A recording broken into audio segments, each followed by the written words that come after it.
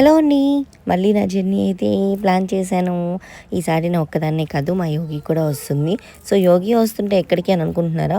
అయితే యోగి బర్త్డేకి వైజాగ్ వెళ్దామని చెప్పి టికెట్ బుక్ చేసుకున్నాను. అయితే బ్యాగ్ వేసుకుని బయలుదేరిపోతుంది. బ్యాగ్ అయితే బరువుగా ఉందండి. సో అందుకని నేను వేసుకుంటాను అన్నాను.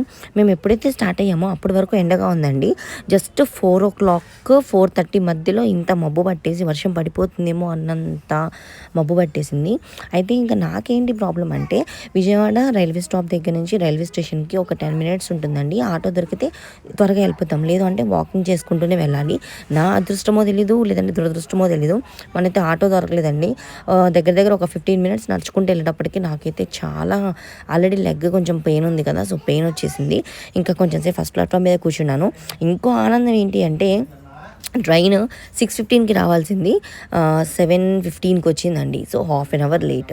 నేనేమో త్వరగా వచ్చేస్తుందేమో అని చెప్పి స్పీడ్గా నడుచుకుంటూ త్వరగా స్టార్ట్ అయ్యి వస్తే ఇదేమో లేట్గా వచ్చింది. మొత్తానికి ఎగోండి 7:13కి నెమ్మదిగా ట్రైన్ వచ్చింది. సో 7:30కి స్టార్ట్ అయింది.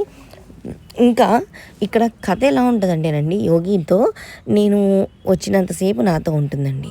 అది వాళ్ళ డాడీ రాగానే ఇంకా వెళ్ళిపోతుంది. నన్ను పట్టించుకొని కూడా పట్టించుకోదు. ఫస్ట్ అయితే వెళ్ళిపోయి కొంచెం సేపు అయిన తర్వాత మళ్ళీ నేను కావాలని అడుగుతుంది. కాకపోతే విషయం ఏంటంటే, ఆ డాడీని చూడగానే ఫస్ట్ ఇంకా షిఫ్ట్ అయిపోతుందండి బాబు. ఇదేంటో అర్థం కాదు. నేను సో ఏదో ట్రైన్ అయితే ఎక్కేసాము. ఇంకా దానికి సీట్ కావాలంట. మేము 2 టికెట్స్ తీసుకున్నాము. హైదరాబాద్ నుంచి డైరెక్ట్ వైజాగ్ ఒకటి, విజయవాడ నుంచి వైజాగ్ ఒకటి. సో సపరేట్ బోగీస్లో వస్తే ఒక బోగీలో అడిగి అడ్జస్ట్ అయ్యి సిట్ అవుదాం అనుకున్నాము. బట్ యోగి ఏంటంటే, నాకు కూడా ఒక సీట్ కావాలని చెప్పి వాళ్ళ డాడీని చాలాసేపు నుంచో పెట్టేసింది. ఇంకా నేనైతే నైట్ డిన్నరే టైం కదా, ఇంకా నాకు 8:00కి తినడం అలవాటు అయిపోయింది. సో నేను పులిహార తీసుకుని వెళ్ళిపోయానండి. సో ట్రైన్ ఎక్కగానే ఫస్ట్ ట్రైన్ మోవంగానే యోగికి పెట్టేసి నేను కూడా కొంచెం పులిహార తినేసాను. ఇంకొకటి ఏంటి అంటే, ట్రైన్లో ఇది ఉంటుంది కదా, ఫుడ్ ఇస్తారు కదా, సో వాళ్ళ దగ్గర అయితే ఐస్ క్రీమ్స్ తీసుకున్నాం మేము ముగ్గురం 3 తీసుకున్నాము. పక్కన బోగిలో అంటే పక్కన సీట్లో ఇంకొక అన్న ఉన్నాడు. ఆ అన్న అయితే యోగికి ఇంకొకటి ఇచ్చాడు. సో మొత్తం 4 ఐస్ క్రీమ్స్.